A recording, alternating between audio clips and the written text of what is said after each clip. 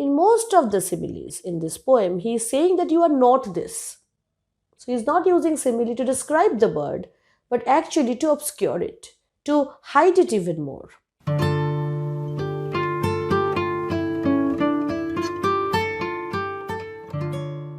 Hello and welcome back to NibblePop. I'm Monami Mukherjee, and today in this video we're going to look at the poem To a Skylark by Percy Bysshe Shelley. We have already done a video on Ode to the West Wind, and this poem To a Skylark is going to be the next poem we are taking up from Shelley. Don't skip anything in this video, and if you haven't subscribed to our channel, I know you will definitely subscribe to us, because then we will stay connected and you will get notified every time a new video comes up. It's a long poem, so let's not waste any more time now and jump straight to the text.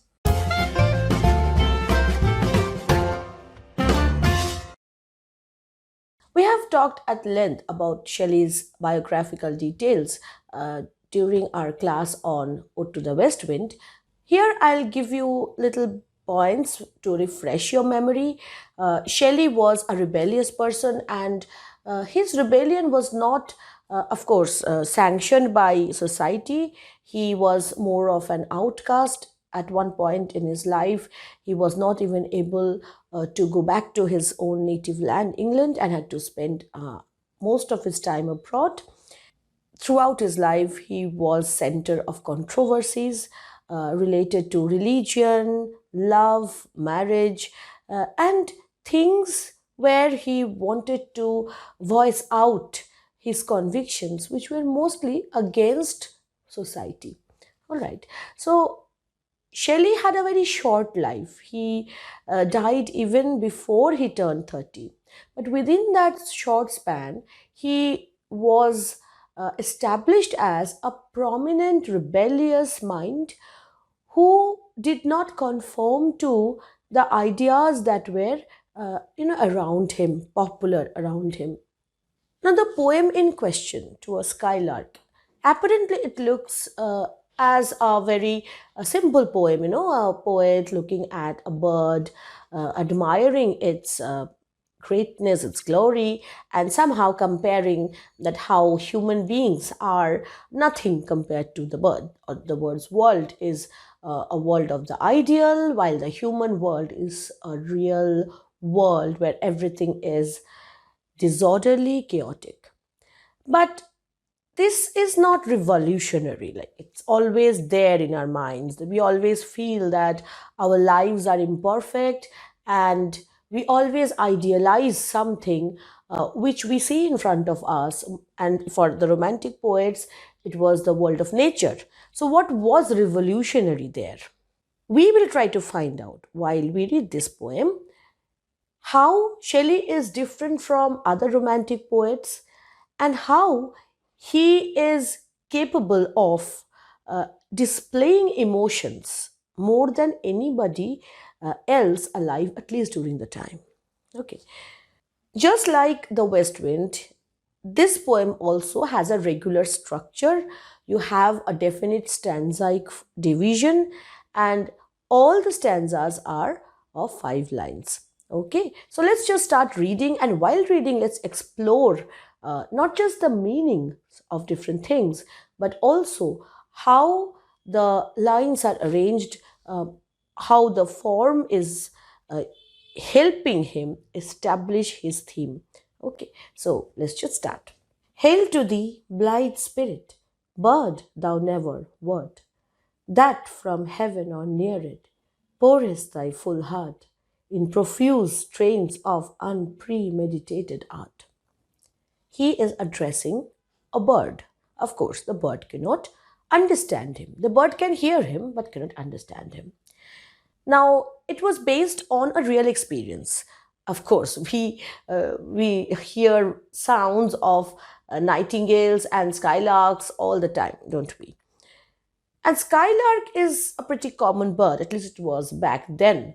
So, of course, it was based on a real experience of listening to a bird's song. What is unique is he is trying to establish a rapport with the bird. like he's speaking to the bird. And look at the word he uses here, hail to thee. Usually, we use the word hail as an archaic way of addressing some great personality. You know, the kings are usually hailed. Remember in Macbeth, hail to thee, Thane of Cawdor, and all.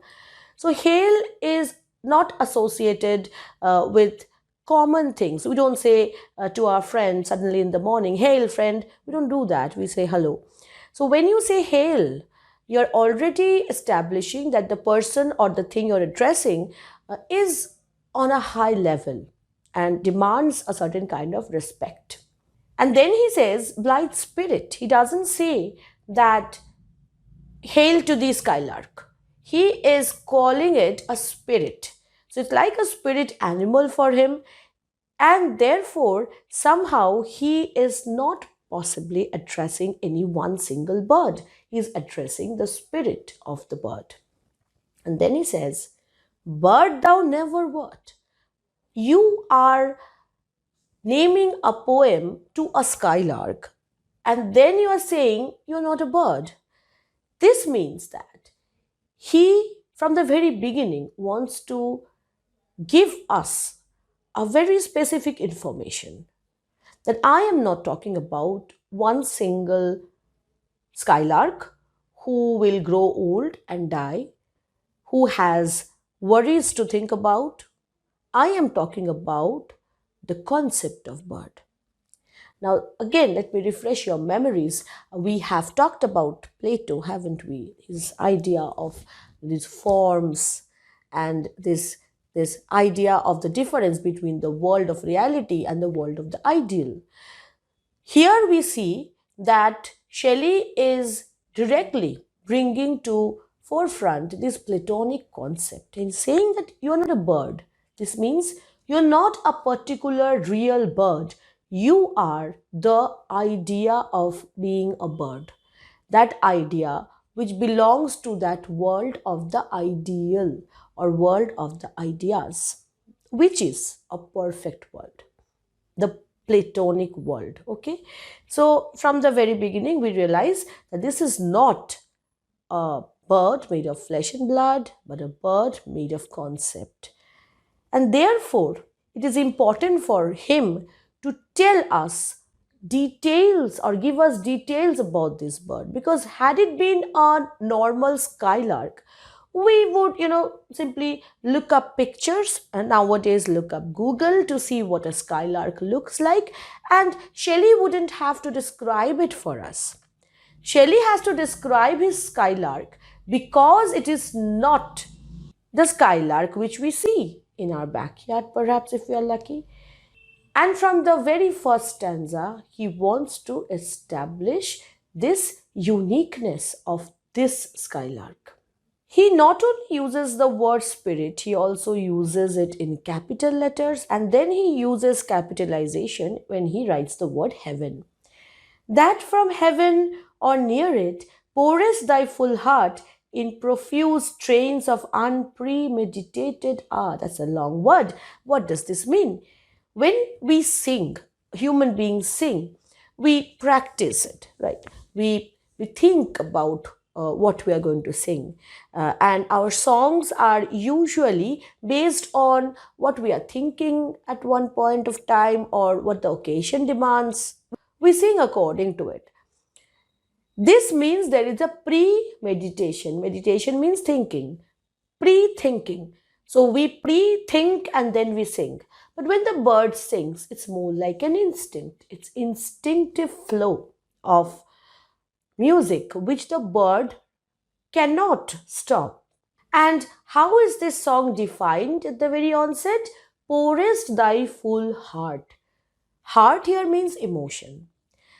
When this bird is singing, then the speaker feels, and in this case, because it's such a personal poem, we can safely assume that the speaker is Shelley himself.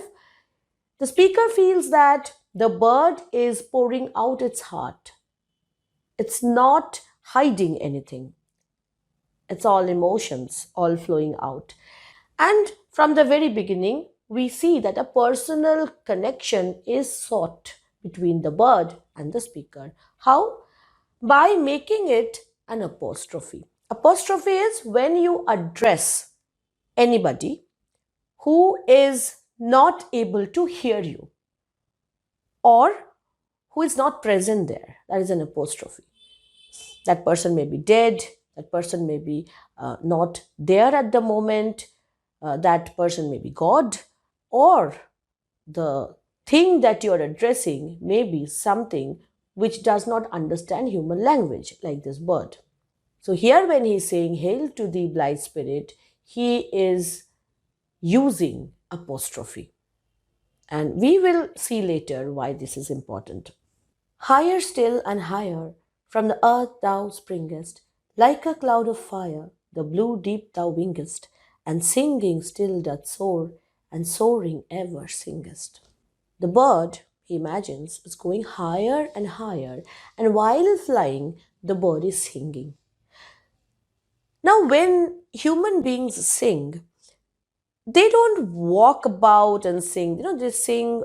Of course, there is a difference, like when soldiers, they march, maybe they play some music while marching, that's a different thing.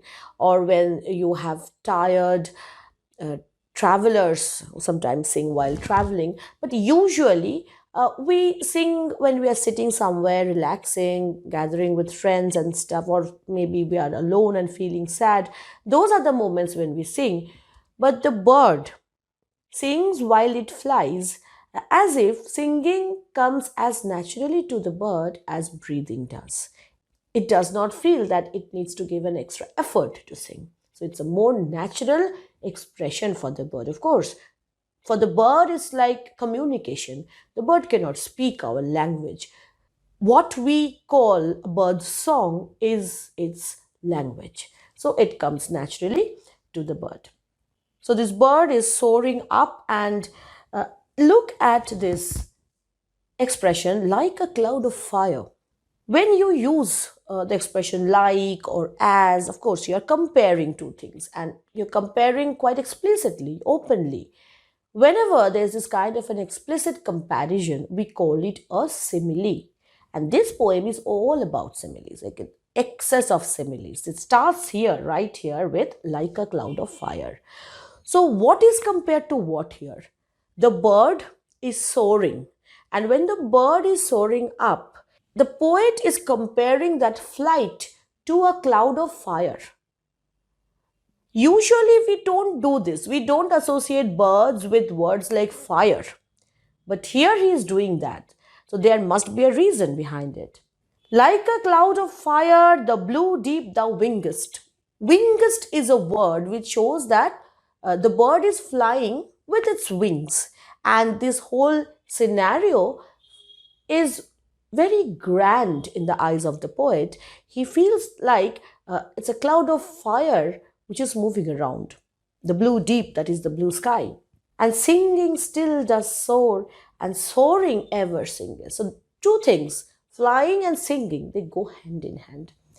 And this expression, singing still does soar, and then inverting the word order just to emphasize the fact, and soaring ever singeth. This is called chiasmus. Okay, this is a figure of speech, so you just keep that in mind. Then he says, in the golden lightning of the sunken sun, o'er which clouds are brightening, thou dost float and run, like an unbodied joy whose race is just begun. The fact that this bird represents for the poet an unbodied joy will help us understand why he is so obsessed with the bird. He is using very grand set of images to link with the bird. Here he is saying, in the golden lightning of the sunken sun. So he is creating a scene in front of our eyes. So he's like a painter here on a canvas, and he's painting this golden sunset over which clouds are brightening. So look at the excess of colors he is throwing on his canvas. And there he's saying, like an unbodied joy whose race has just begun. Now, normally we associate body with not just enjoyment of life. If you have body, you enjoy life, but we also associate it in all religious texts, in all kinds of scriptures. We associate body with pain, with suffering.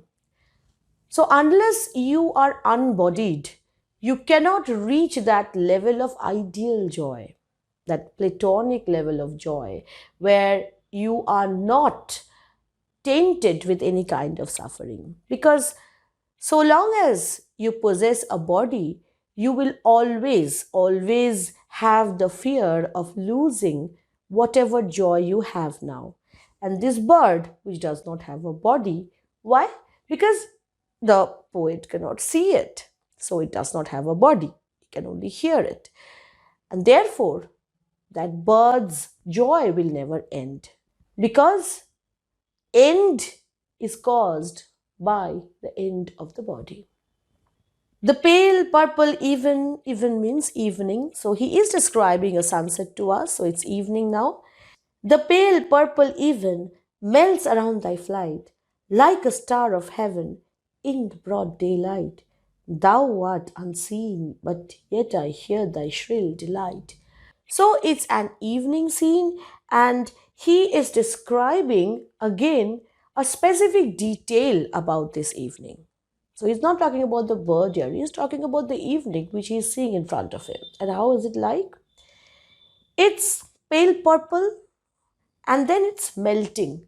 And it's melting around the flight of the bird means the bird is invisible.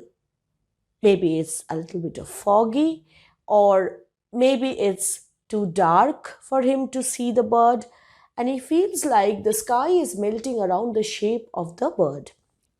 Like a star of heaven. Now, again, that word like, which will make us feel that this is a simile. Okay, it is. Like a star of heaven. So earlier the bird was like a cloud of fire, and now the bird is like a star. But it doesn't end here. Like a star of heaven, and not just any star. In the broad daylight.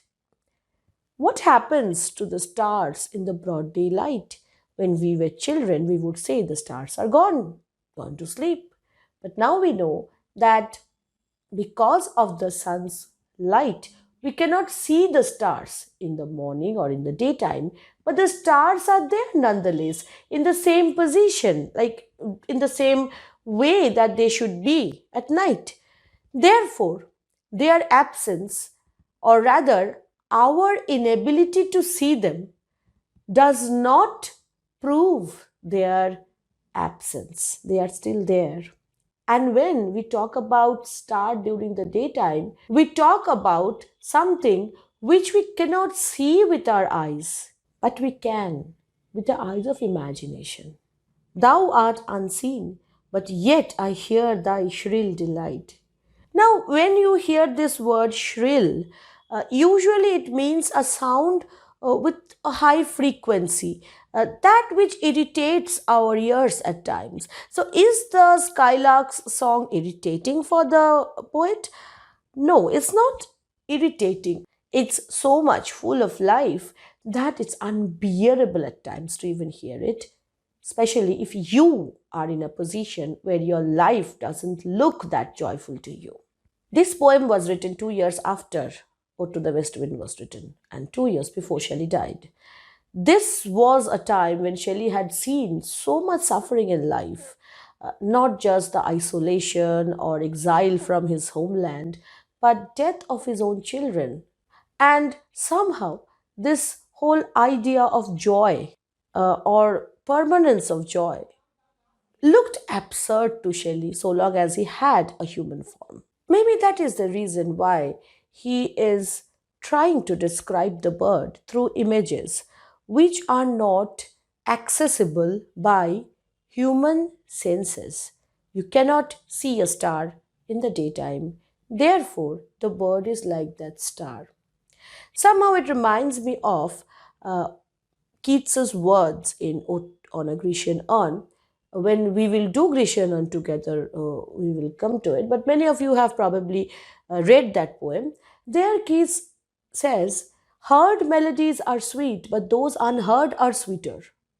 This means that when you see something, when you experience something with your senses, that might be a beautiful thing.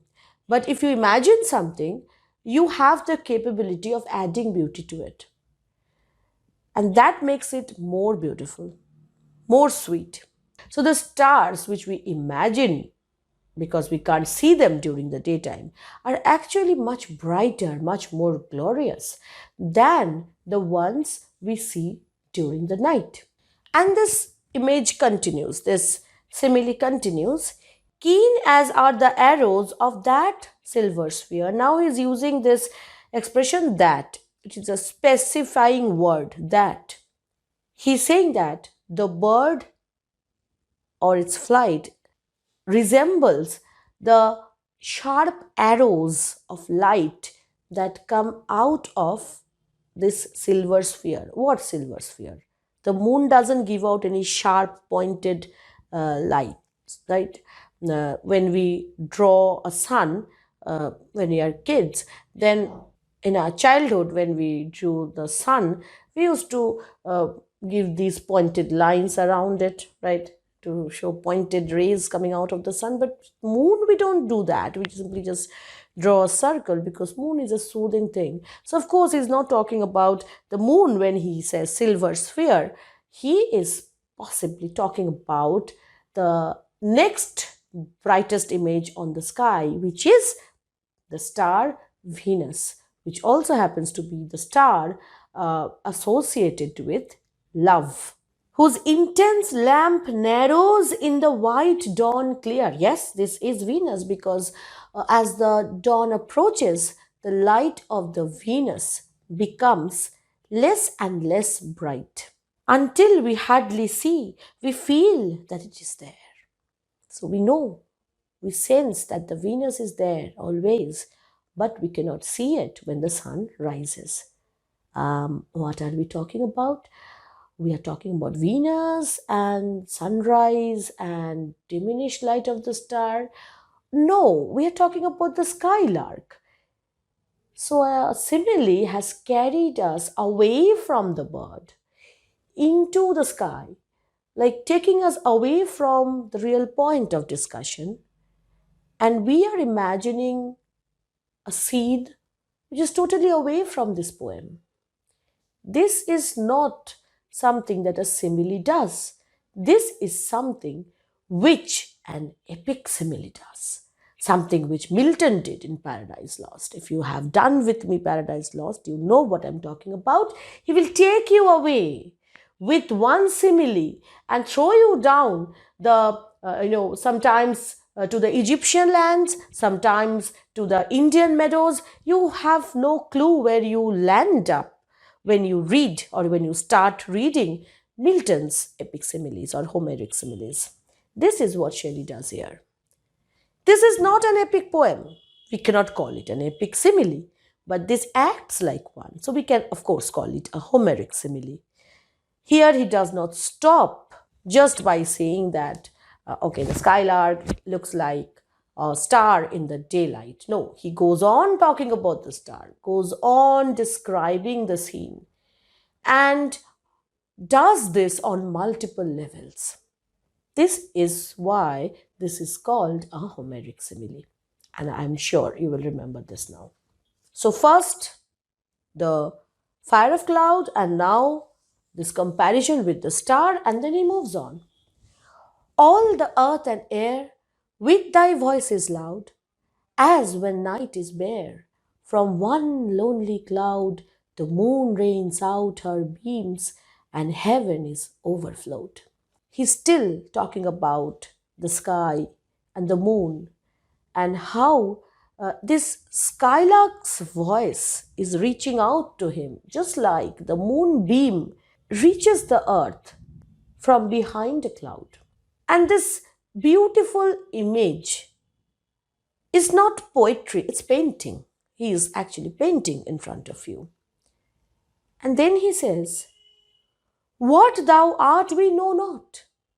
What is most like thee? He does not know what the bird is. Of course, this is not a real bird he's talking about, and he would know that it's a bird. He had first said, "You are not a bird." So now then he's asking, "What are you?" So the first question which we have in this poem is, who is the skylark? From rainbow clouds there flow not drops so bright to see, as from thy presence showers a rain of melody. First, he uses similes to tell us what the bird looks like or what the bird is like. You are like this, you are like that. Then he says what the bird is not like. And he's saying that even raindrops falling through these rainbow clouds, which are supposed to be very bright and sparkling, are not as bright and sparkling as this bird's song, which flows out so harmoniously. And look at this expression, rain of melody. Rain is something which you can see, which you can, of course, touch, experience with your skin, and yes, of course, also experience through your auditory senses. You can hear rain. But when you use the expression melody, you don't call it something which you can hold and touch and feel.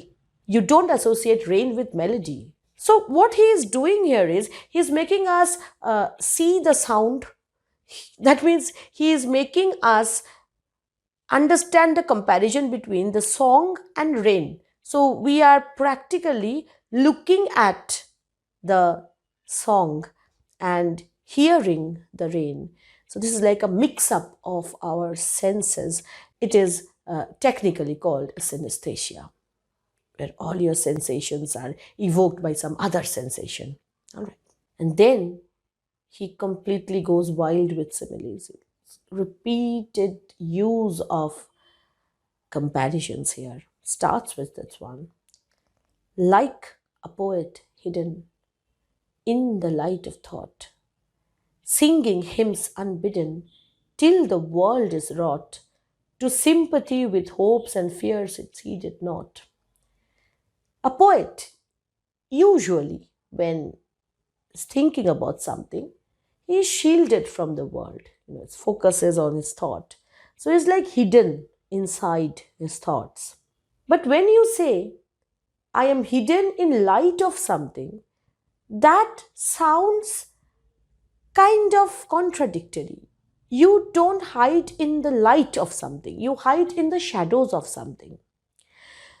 Maybe he feels that when you think, when you use or apply your reason, you are going away from instinct. And therefore, maybe he feels that when a poet is thinking, then he's actually walking towards that road to revelation, because the poet is using imagination, and imagination is full of light. It reveals, it does not hide anything. But for the rest of the world, the poet, a thinking poet, is somebody who is inaccessible. You can't reach that poet. So who is like hidden from you. And then he says, singing hymns unbidden. Unbidden means something which is not ordered by someone. Hymns, religious chantings, religious songs. Somehow you might feel, why is he using the word hymns unbidden? Does somebody order someone to sing prayers? Yes, all prayers are ordered by the authorities, aren't they? This is what Shelley thought. He had this conviction that God is created by man or men who want to perpetuate their authority. And therefore, hymns are usually not unbidden, they are not spontaneous, they are specifically ordered to be sung in a particular way on a particular occasion. But hymns are beautiful, they have such melody. So he tries to imagine, how would hymns be if nobody ordered them, if there was no authority behind it? They would be beautiful as this song of this skylark. So hymns unbidden means a wild song, something which has no regard for things which deal with human life and human affairs. See here, he says, till the world is wrought to sympathy with hopes and fears, it heeded not. The Skylark song makes us realize things which otherwise we would have ignored, things which really matter. And then he says, comes to the next simile here, like a high-born maiden in a palace tower. This makes us think about Rapunzel, who had this long hair, was stuck in a tower, and she was lonely. And then this idea of this high-born maiden locked up somewhere in a high tower. This is again later seen in poems like Alfred Lord Tennyson's The Lady of Shalott. See, the simile has already taken us away to Rapunzel, to Shalott. So it's the magic of Shelley's Homeric simile here. Highborn maiden in a palace tower, soothing her love-laden soul in secret hour. Secret. She does not have any ability to tell people about what's going on in her mind. It's all secret, locked up, with music sweet as love, which overflows her bower. So he is not satisfied with using one simile. He's using one simile inside this whole block of simile. You just come back a few stanzas. Here he played a different game altogether. He uses a metaphor. This keen are the arrows of that silver sphere. Here, he is not talking about real arrows. He is talking about the arrow of light, the rays of light. And he is putting this metaphor so cleverly inside this simile. Keen are the arrows of that silver sphere, that we even miss at times. We overlook at times that this is a metaphor. It's not real arrows he's talking about. So he is playing these word games with us. And this continues, like a glow worm golden in a dell of dew, scattering unbeholden its aerial hue. The glowworm, it's like a firefly, but it cannot fly. It's more like a native English worm which stays on land. And most often than not, you cannot see it. You can see the sparkle, the light maybe occasionally, but you cannot see it. And therefore, this is in tune with the highborn maiden, whom nobody can see, and then this poet, hidden, whom nobody can see, and the star, which in broad daylight nobody can see. So Skylark is compared to what? The things which we cannot see. So is Shelley actually describing the skylark or not describing the skylark? Is he not saying that, see, you cannot describe the skylark with things you can see, feel, or touch? And therefore, this lack of specifics is the key to Homeric simile. The stories that are built around the similes. You're talking about this high-born maiden, she's sitting somewhere, the glowworm, and then you're thinking about this whole picture in front of your eyes of an English countryside. These word pictures so cleverly take you away from the topic, the main point of comparison, that you don't even ask, what am I thinking about? What is the poet talking about? The poet is talking about the song of the bird, and he is actually telling us that he cannot describe it for us.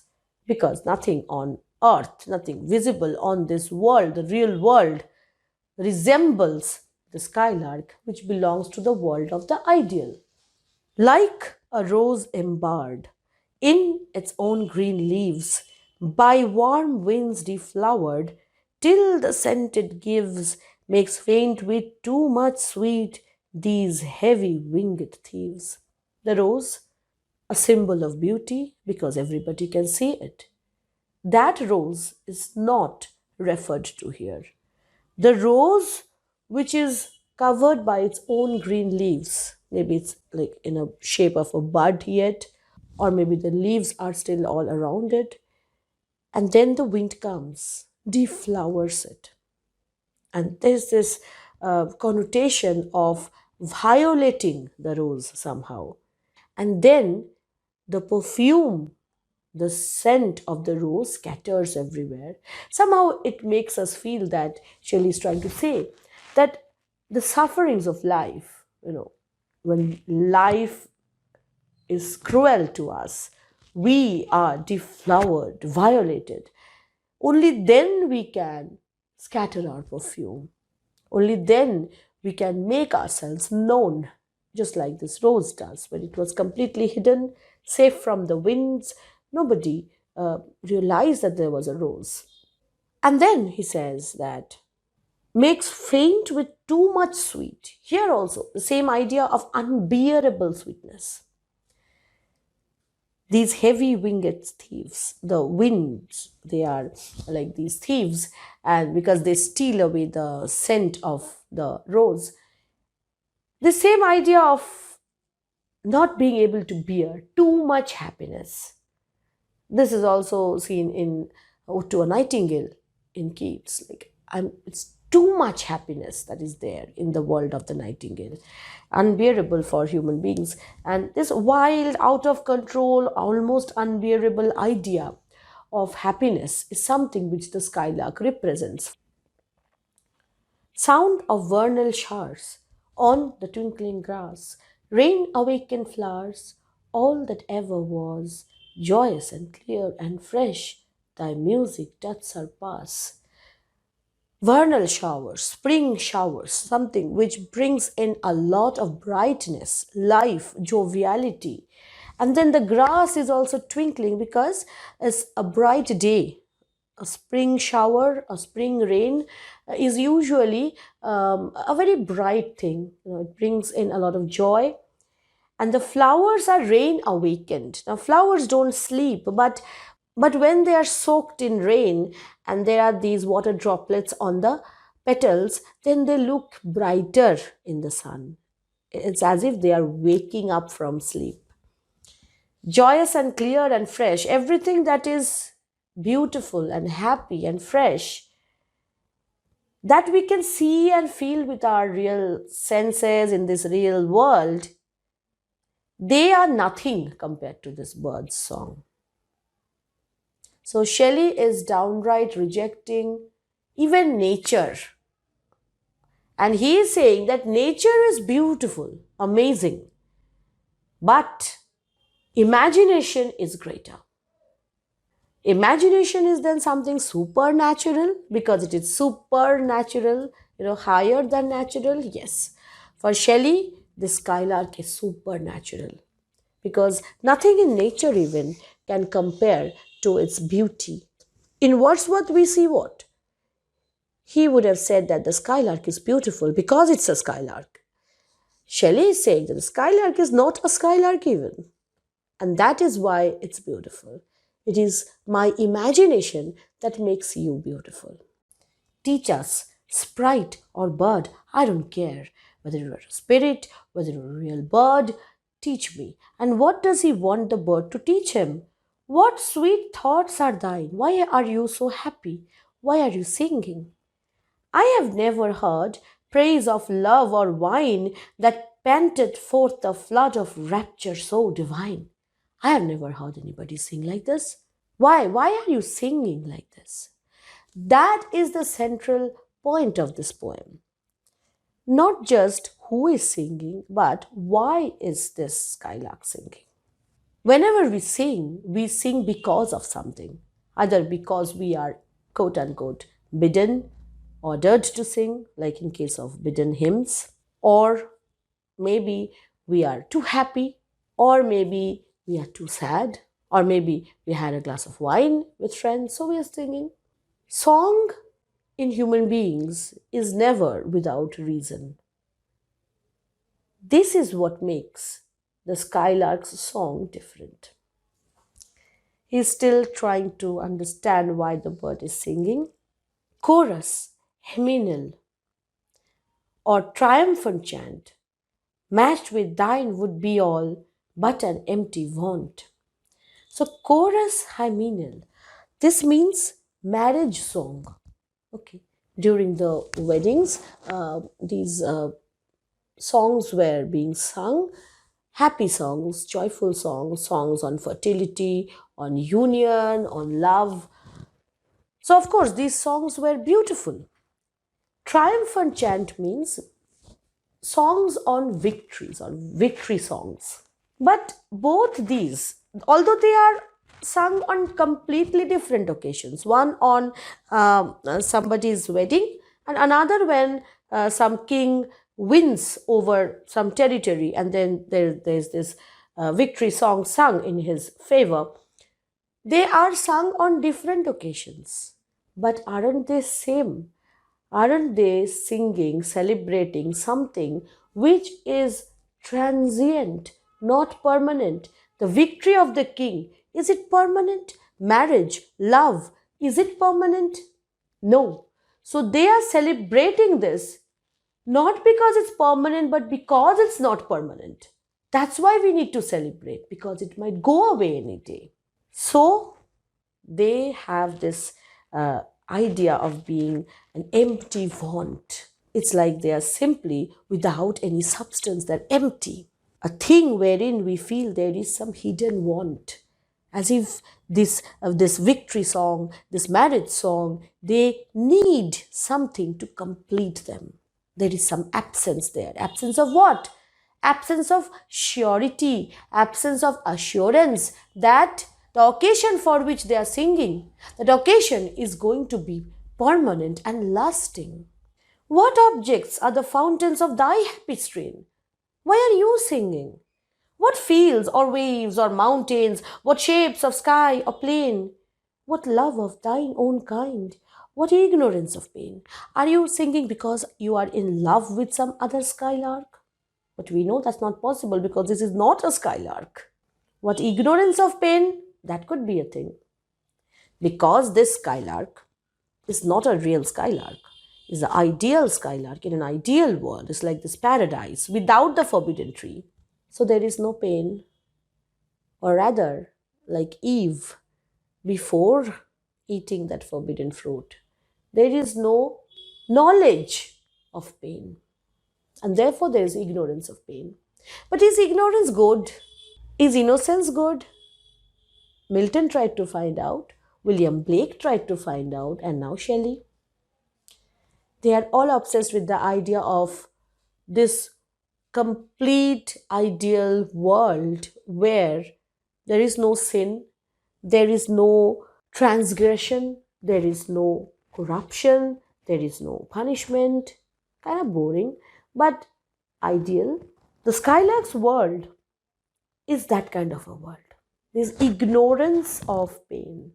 With thy clear, keen joyance, languor cannot be. You don't have the kind of qualities that make human beings, suffer and lose time, being lazy, having languor. Shadow of annoyance never came near thee. You were never angry. Who is saying this? Shelley, who has always been angry at institutions, at friends, at family, who has always expressed anger. Anger has been his hallmark. He is saying that the skylark is greater because the skylark doesn't have anger, because the skylark is not human enough. Thou lovest, but never knew love's sad satiety. What is satiety?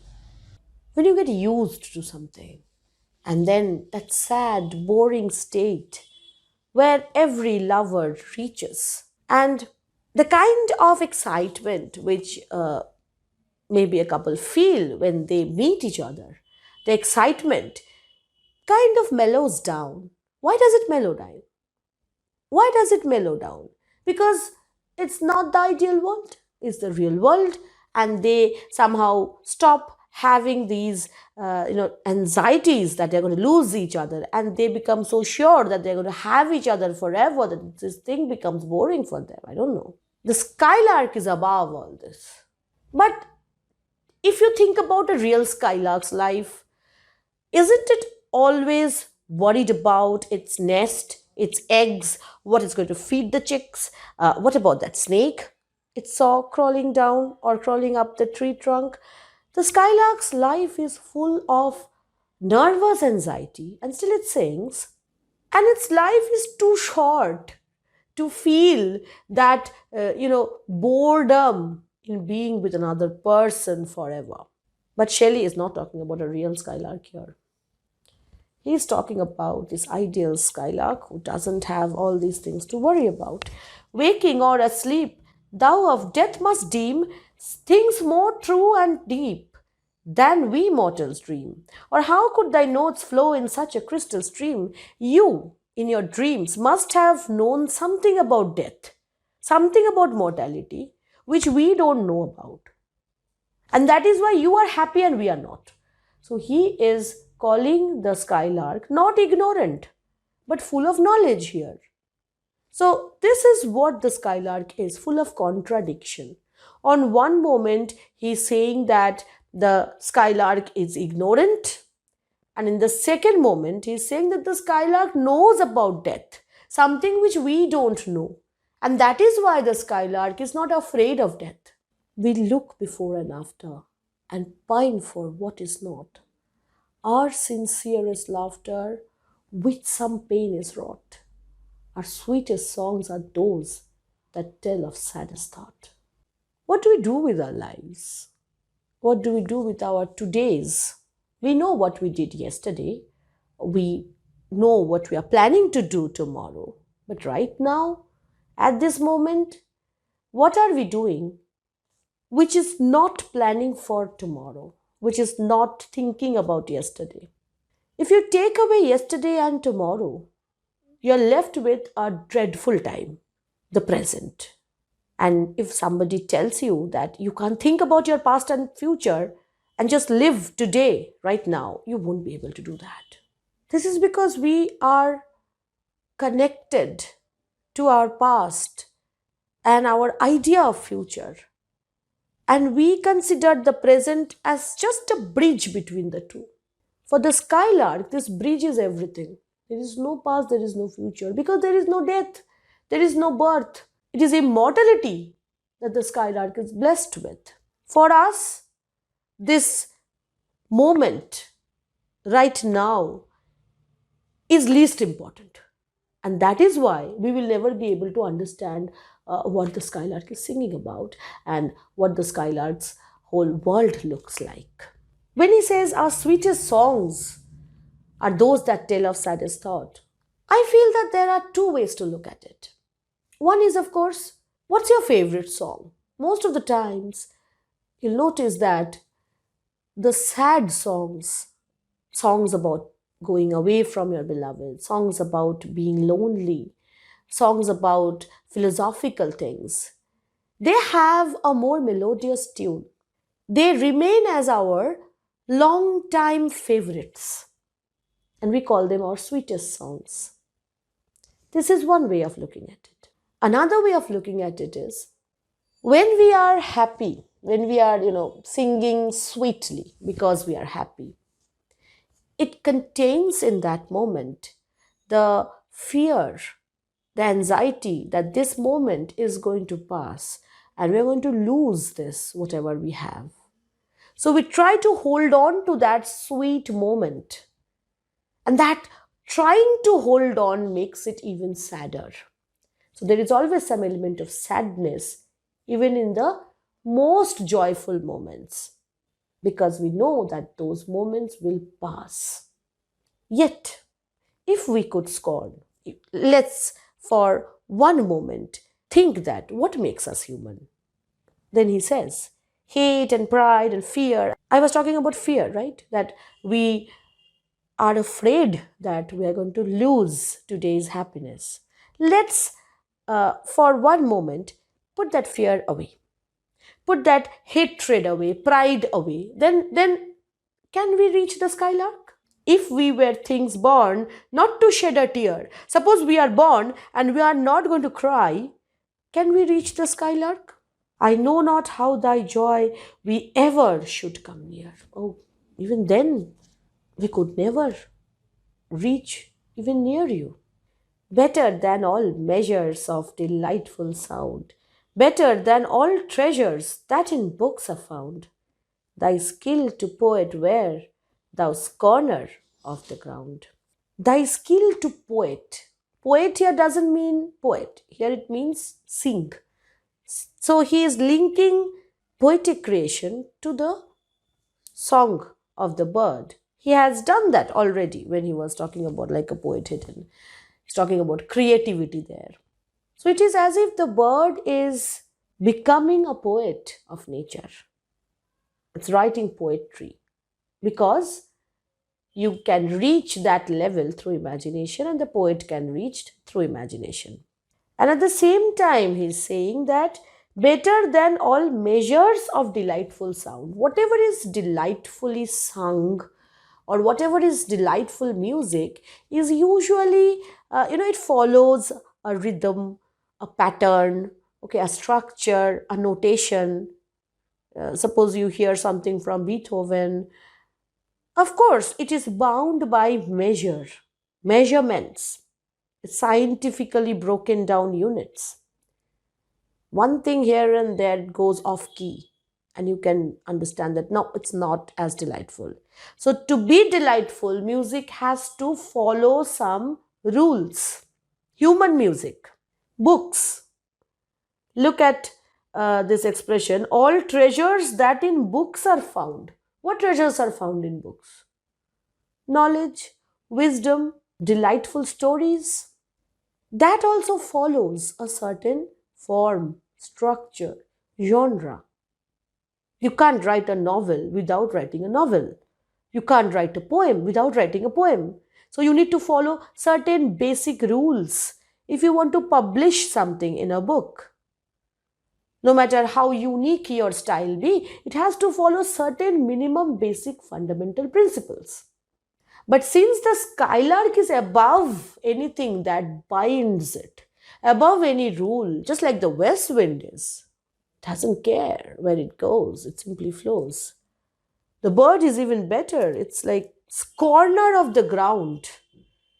It rises so much above the ground that it's completely disconnected from reality. Ground here means reality. And therefore you're better than anything that is bound. And this poem was published along with the book Prometheus Unbound. This is interesting because Prometheus was tied down because he wanted to get human beings fire, and Jove was quite angry with him that how can you give these humans something so divine? Prometheus is like our hero. He gave us fire. Prometheus is a rebellious soul. In Prometheus Unbound, Shelley tries to show the possibility of heroism and how to break those chains. The Skylark poem, since it was published along with it, is a key to understand Prometheus Unbound. That you can break everything down and you can still be melodious. You don't have to follow rules to be divine. Because divinity, or what we know as divinity, music, what we know as music, is something which belongs to the ground. It does not belong to heaven with capital H. There is nothing to bind you up, because then it wouldn't be heaven.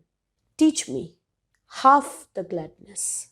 He knows that he won't be ever able to grasp the complete strength of the skylark. He will not be ever able to accomplish what the skylark has, but he wants to at least reach or meet it halfway, half the gladness. That thy brain must know.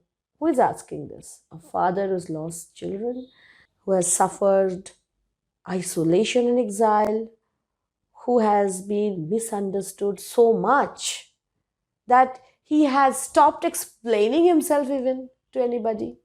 He is asking for gladness. He's not asking for fame. In West Wind, he was at least asking for, getting up, lift me as a leaf, a cloud. He was complaining that I'm falling upon the thorns of life, I'm bleeding. Here we don't see him so much. He has kind of given up on life, it seems, and still there's some optimism. He's, after all, a very young man.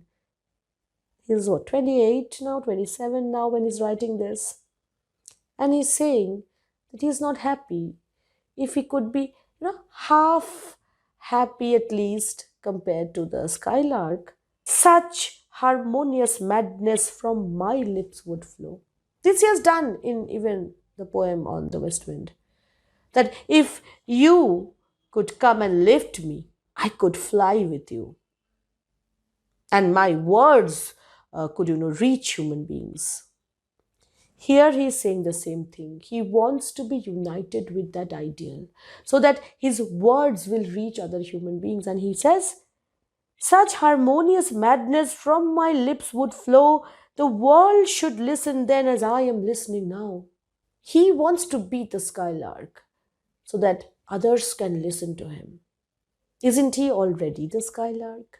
Isn't he already the Prometheus unbound, at least in his mind, in his imagination? Doesn't he see himself that way? And if you see yourself as Prometheus unbound, as somebody who wants to rebel and is not chained down, only then do you feel chained down, don't you? And this is the tragedy which we see in front of us in Shelley's life. And he's saying harmonious madness. Harmonious means something which follows again order, a kind of pattern. You usually associate harmony with well-timed, well-measured music, something which matches with everything around it, that is harmony. Madness is a disruption of harmony. And he's talking about harmonious madness. Who else has talked about this? Or things like this? Didn't Coleridge do that? If you have already read Kubla Khan, you know what I'm talking about. The madman, the frenzied man around whom people would gather and would say, beware, beware, for he on honey dew hath fed and drunk the milk of paradise. That madman has this quality of harmonious madness. Something which rejects all these petty things that the world has to offer and then recreates something. Destroyer and preserver. That was in West Wind. Had in Kubla Khan, Coleridge had said, right before this image of the madman, if I could revive within me her symphony and song.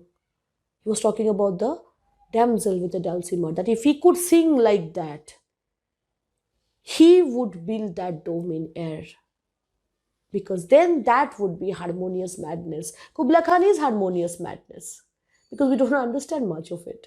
It all is chaos, pure chaos, and that makes it so harmonious.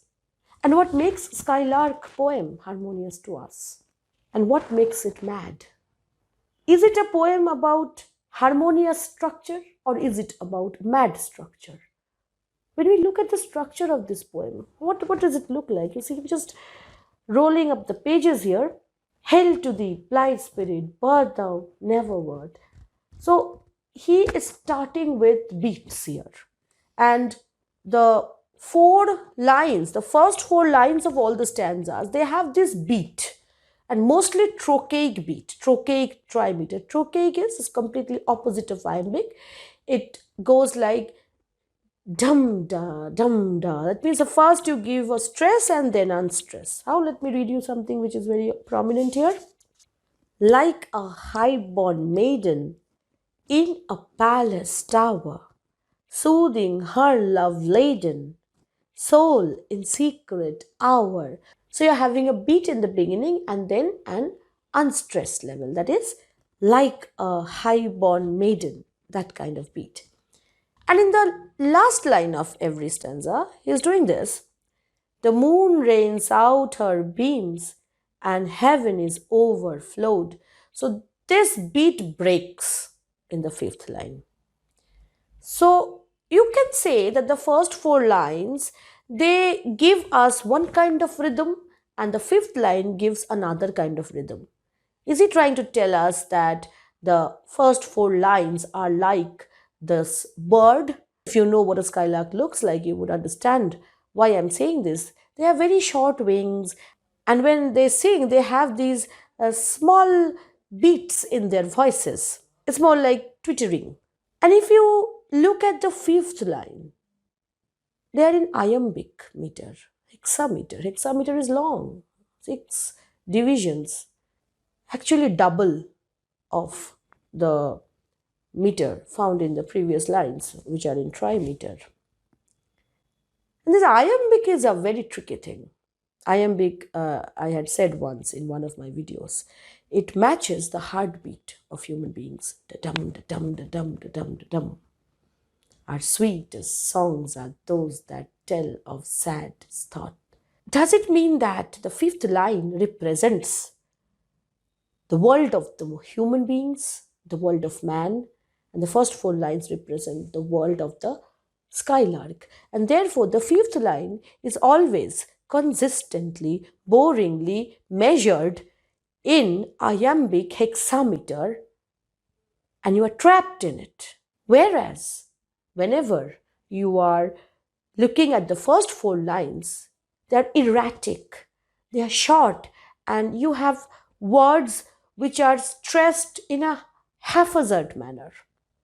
Sometimes you have spondic things. You give stress on two words simultaneously, one after the other. Because that is how the bird flies. It doesn't fly in one direction. It's not even like the west wind, it changes directions. So, to a logical human being, it might appear that the west wind is a more powerful agent of nature than a skylark is. But this skylark is far more powerful than even the west wind, perhaps, because the west wind is at least something which is related to this world, visible reality. The skylark belongs to the paradise. And that paradise is without that forbidden tree, as I told you. So, this unpredictable, wild world of the skylark is set against these regular, patterned, ordered world of man. Measures mean some kind of control, order. And skylark's world is beyond that controlling power of measures. So, if the bird is so very different from anything we know, why is Shelley even bothering to use similes? For one thing, in most of the similes in this poem, he is saying that you are not this. So, he is not using simile to describe the bird, but actually to obscure it, to hide it even more. And when we use simile, we also do one more thing. We don't actually compare something completely with something else. In metaphor, we do that. I'll give you an explanation here. Suppose I say that she is as beautiful as the rose. Then we are specifically using the rose and its beauty as comparisons or markers. We are not talking about the thorns of the rose or the softness of the petals of the rose. Then we would have said that she is as soft as rose petals. Okay, so simile gives you specific connection or comparison points. In metaphor, suppose we say she was a rose. Now that is a complete comparison, because here we are not very sure about which aspect of the rose are we comparing that person with beauty, or with the fact that the rose has a beautiful perfume, or it has thorns, or it has a worm inside it. So when we use simile, we don't say that this thing is that thing. We say that this thing about this thing is similar to the same thing in that thing, but there are so many differences too. And this poem is not about the similarity between the skylark and the things which it is compared to or not compared to. It is about how and how much the skylark is above these things. Everything that a poet is capable of describing. And this kind of brings on a despair, right? You start writing a poem trying to describe to people about an ideal world and an ideal bird, and then you end up saying that, see, everything that I know will fall short of expectation when it will come to describe you. Shelley is a poet of despair as much as he is a poet of hope, because he knows that his inability to describe the skylark will also produce something which will make him describe himself at least. His poem is as much about the skylark as it is about his own self. He is the poet hidden. He wants to be revealed, just like he wanted to be heard in the poem The West Wind. We don't call poets like Shelley self-centered because they are too accomplished to be called that. But we see him in his poems all the time because he knows how to put emotions on display. He knows that it is important to express, because only through expression can you reach a kind of universality, because everybody, some point in their lives, feel what Shelley was feeling at that moment. Maybe in far less degree than he did, maybe in greater degree than he did, but we all feel these pangs of despair where we feel that our friends don't understand us. And at these moments, he knows that we will be revived by these images which talk about this world, the world where we can escape. So this is a poem of escape, and at the same time, this is a poem about life. I hope I have created or generated some kind of interest in you regarding this poem, and maybe we will do more poems by Shelley in future. Maybe we'll take up Ozymandias someday. Many of you have requested that too. Thank you for being with us. Thank you for your lovely comments. See you very soon with our next video. Till then, this is Monami Mukherjee signing off. Stay happy, stay safe.